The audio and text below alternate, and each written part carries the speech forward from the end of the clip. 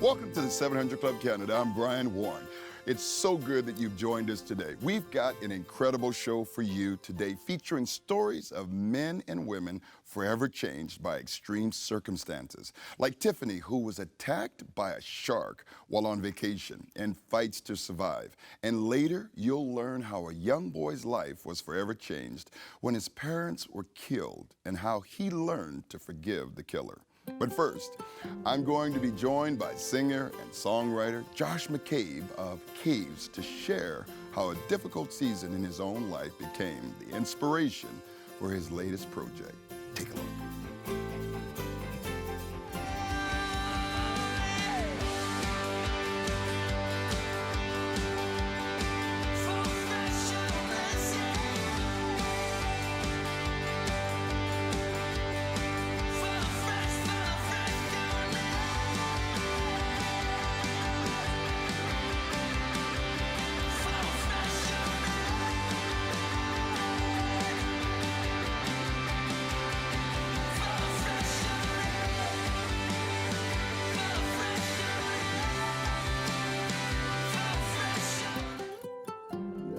Welcome back, and welcome to the show, singer and songwriter from Caves, Josh McCabe. Hey. Man, it's good to see you again. It's good to be back. Yeah, you're looking good, and there's been a few things that have been taking place in the life now, right? A little bit. I mean, last time I was here, we were talking about young adult ministry in Canada, and for years that had been such a passion of mine, and I was in pastoral ministry occupationally, doing that for about 8 years, and yeah, just, you know, it's funny, like, when God wants you to move to another season, I really wish he'd give you a roadmap and tell you exactly what step A, B, and C look like.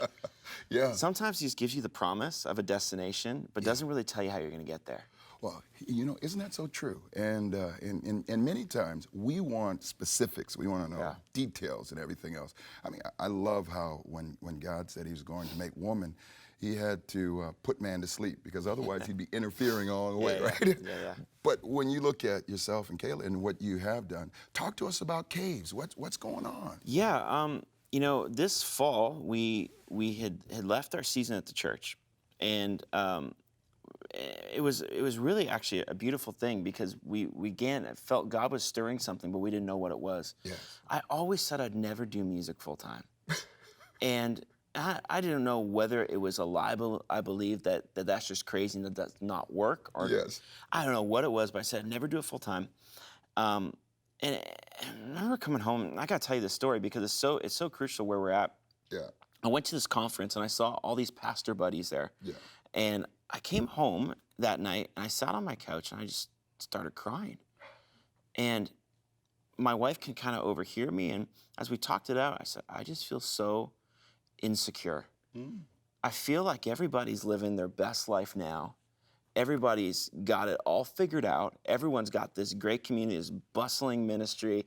Everyone's living it up. Yeah. And I'm sitting here going, God, do you have anything left for me? Like anything left? And this pastor, she's a pastor at The Belonging in Nashville, Tennessee, an amazing church that a lot of musicians attend. She said, Josh, you're walking in a hidden season.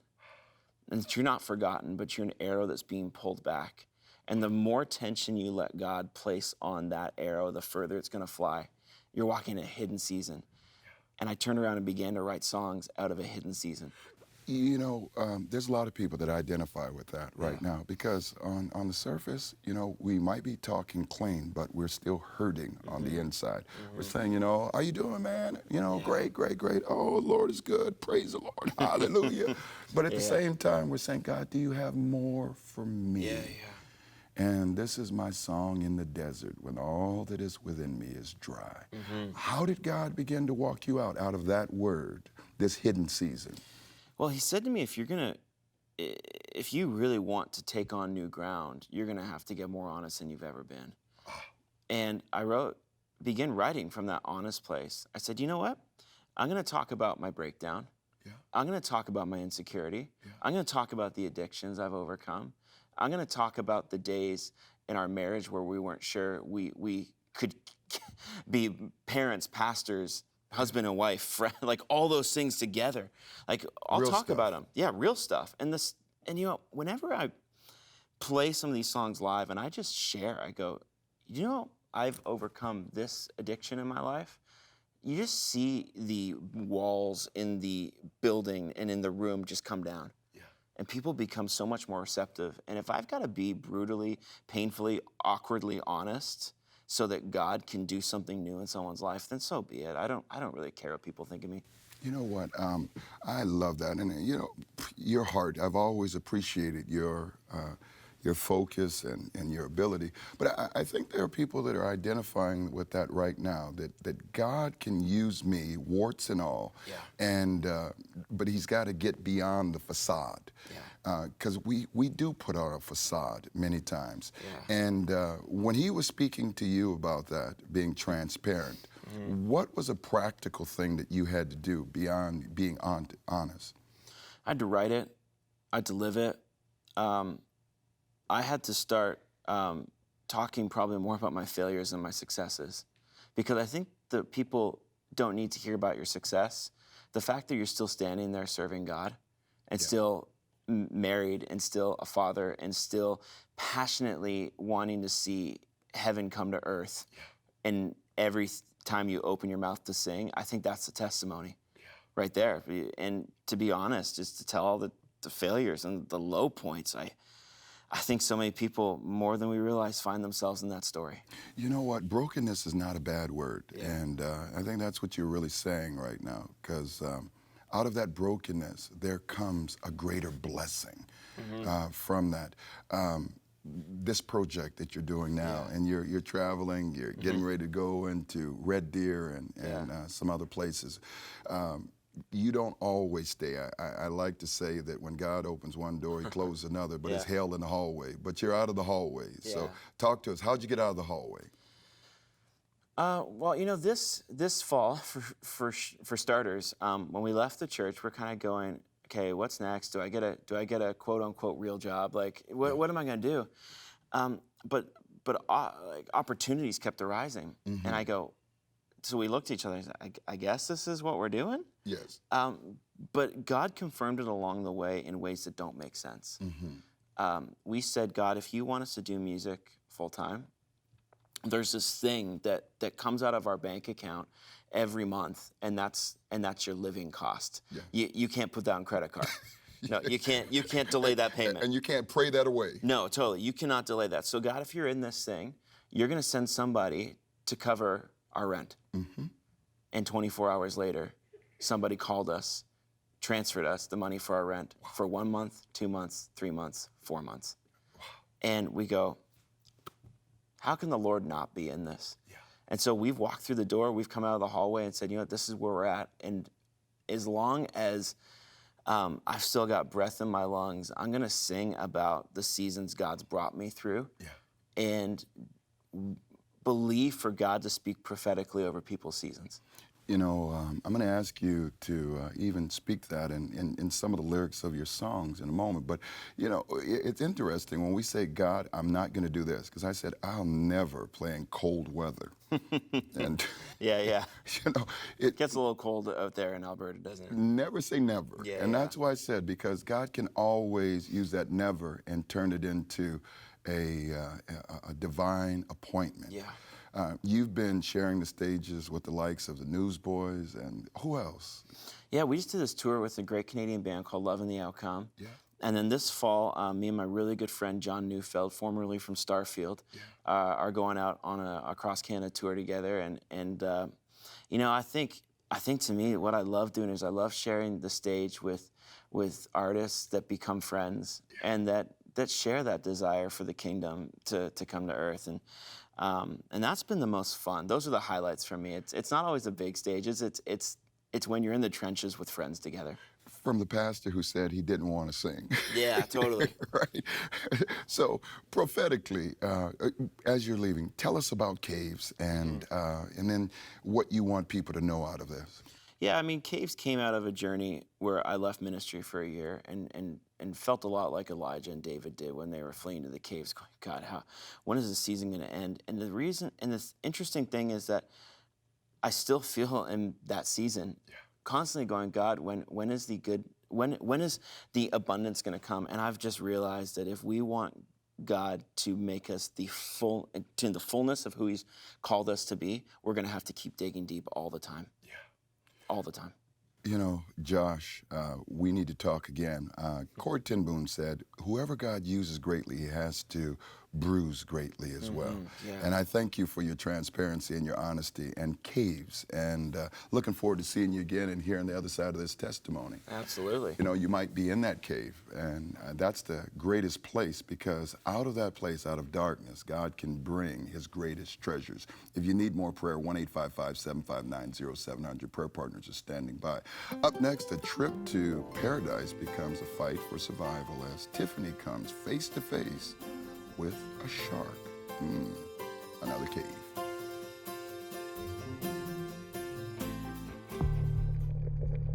Tiffany Johnson and her husband JJ were enjoying a day of snorkeling while on a cruise, but he started feeling sick and headed back to the boat.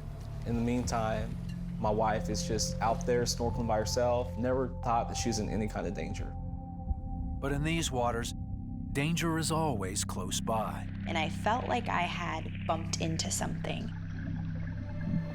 I was face to face with the shark. He had my whole arm in his mouth. I remember the sound of me screaming through the snorkel tube. Tiffany was in a fight for her life. I felt the strength of the Lord just come out from inside of me and give me the strength to fight. And I remember thinking, no, I'm not gonna die here. You are not gonna take my life. So I started to yank harder. When I yanked the last time, his jaws opened up. And I remember when my arm popped out, I looked at it and I was just in shock because it was completely gone. That's when I hear Tiff scream. And she screamed, help me, Jesus. And I remember looking at her. Half of her right arm was gone. And it's just mangled, mangled stump. And I see blood everywhere, all around her. I screamed, baby, and I jumped off the boat after her. And the first thing that I heard her doing was praying. The boat's captain threw out a rope, and JJ and Tiffany pulled themselves in. The moment I hit that boat, the peace of the Lord was so strong. It was like a tangible cloud, a presence that I have never felt before. As the boat sped back towards the dock, JJ made a tourniquet out of a towel, trying to stem the flow of blood from Tiffany's arm. I just laid my head on his lap and I just began to pray in the Holy Spirit, praying for my husband to give him strength. And I prayed for my kids. I prayed in that boat that God would use this for His glory.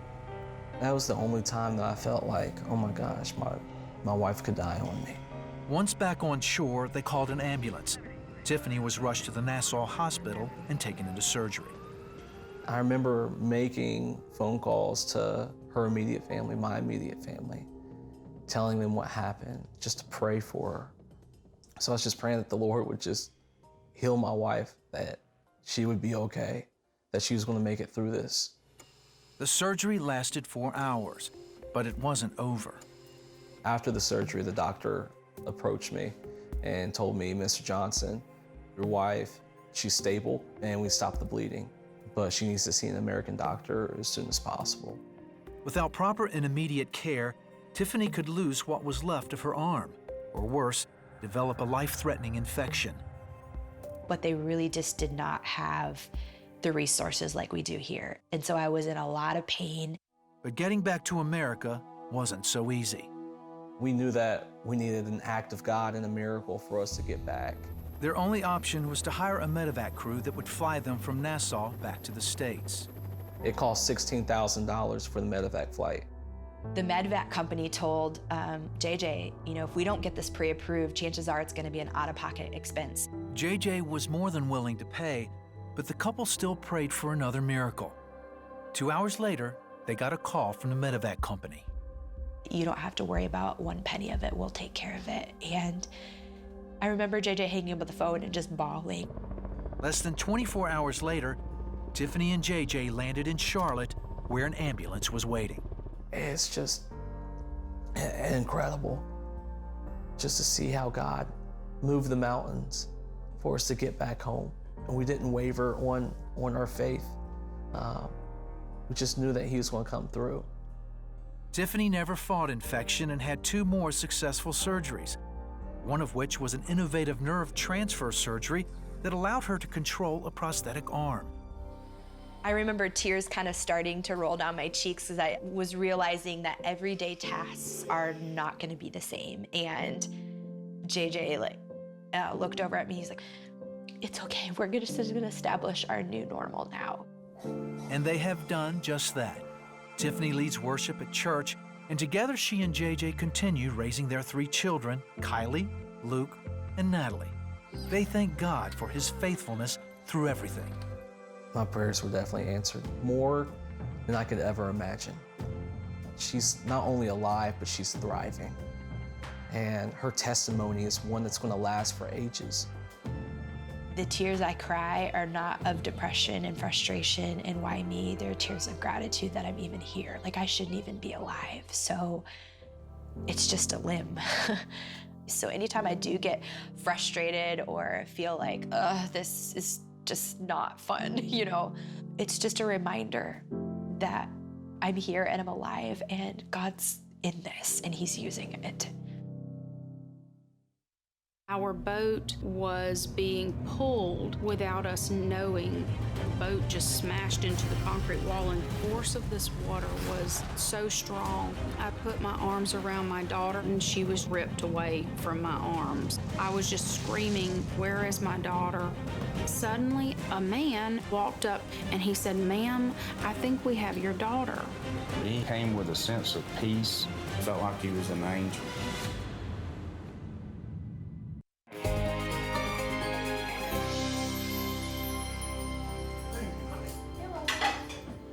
Mom, I heard they'd make it up to the 70s next week. That would be wonderful, You might be able to... My mom was cooking steak dinner, something her dad loved. My grandmother was sitting at the kitchen table with my father. I was in the family room laying down, actually resting before dinner. And my grandfather came in to the home. Dad, you're here! Michael Flory was 10 when his grandfather came to the family's Father's Day celebration with a loaded gun. I can remember hearing my mom's voice and just her screaming and yelling to my grandfather, don't shoot my babies. Dad, please, don't shoot my baby!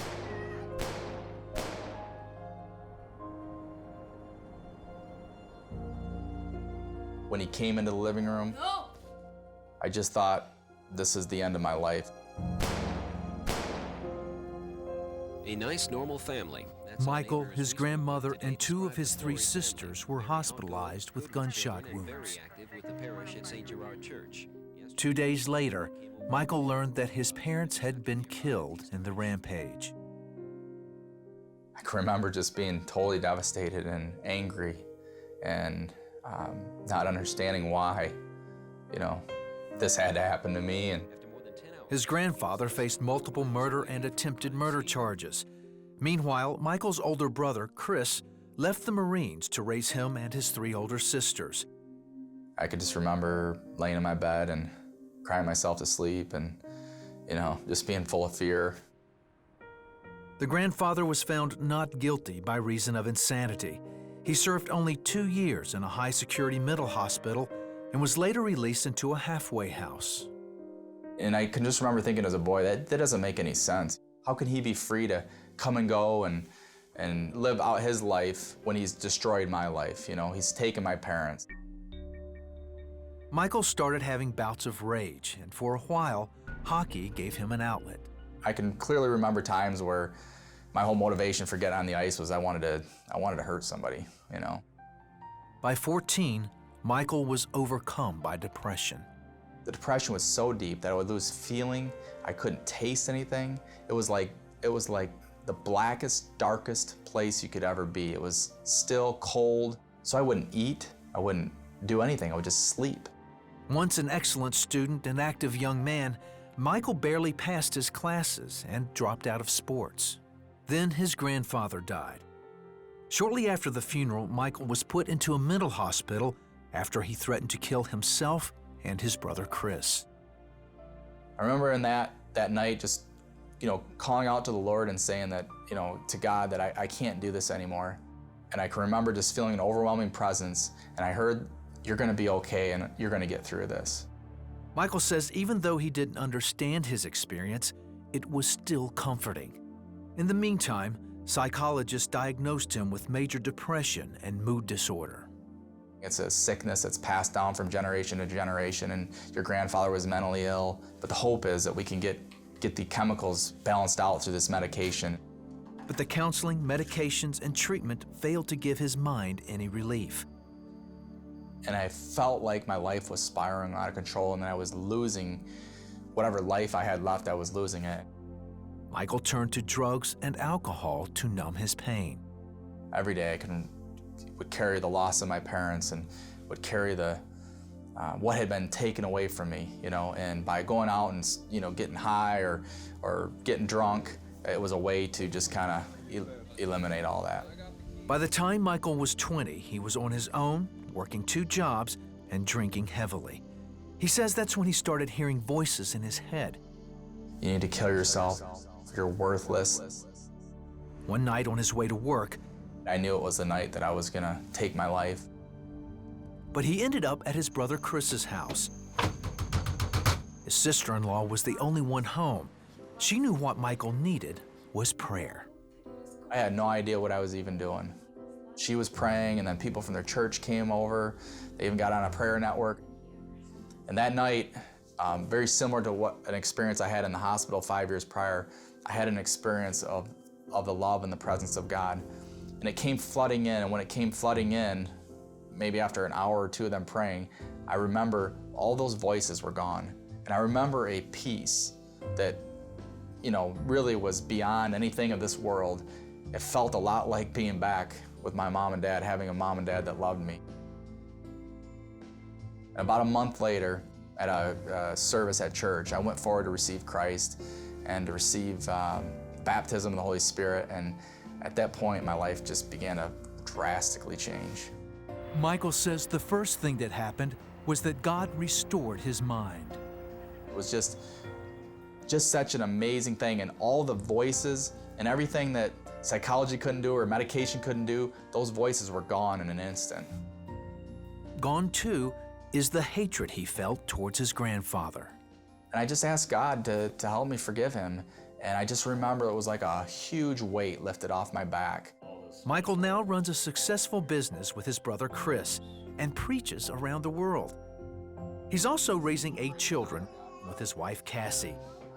I just look at my life today and I say, as much loss as there's been, there is more gain by knowing Christ. It's beyond all that I could ever think or imagine.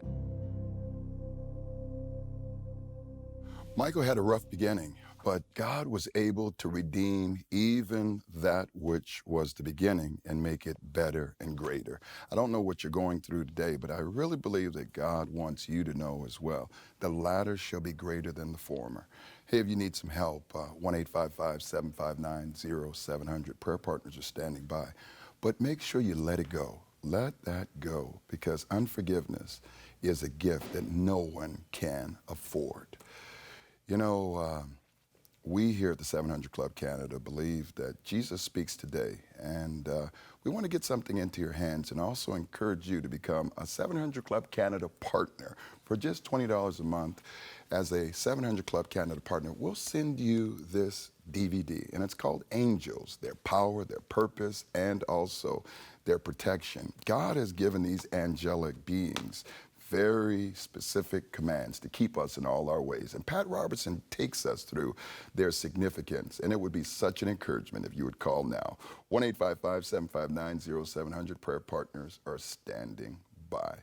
The Lord kept giving me a verse during this day for you, and it's 2 Timothy 1:7. But God has not given us a spirit of fear, but of power, love, and a sound mind. No matter what you're hearing from the outside voices, remember, the voice of the Lord causes a deer to give birth, and it breaks the cedar.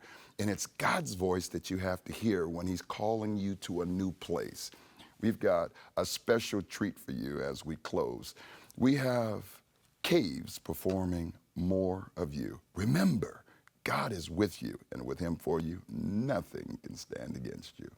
God bless.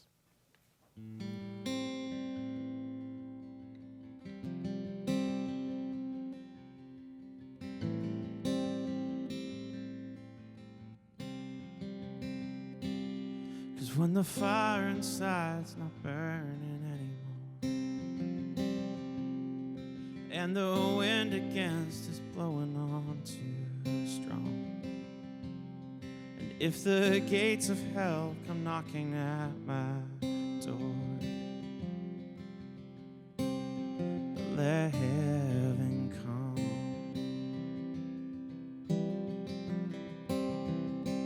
Cause there's a stirring in my soul, a longing to be close. I need more of you, God. When my heart is overcome, still I cannot get enough. I need more of you, God. I lay down my heart and bare my soul to you, holding on to everything I know that you can do. When my strength is not enough to rise above, let heaven come. So let heaven come, 'cause there's a stirring in my soul, a longing to be close. I need more of you, God. When my heart is overcome, still I cannot get enough. I need more of you, God. And even when my heart's at war, you are waiting at the door. I need more of you, God.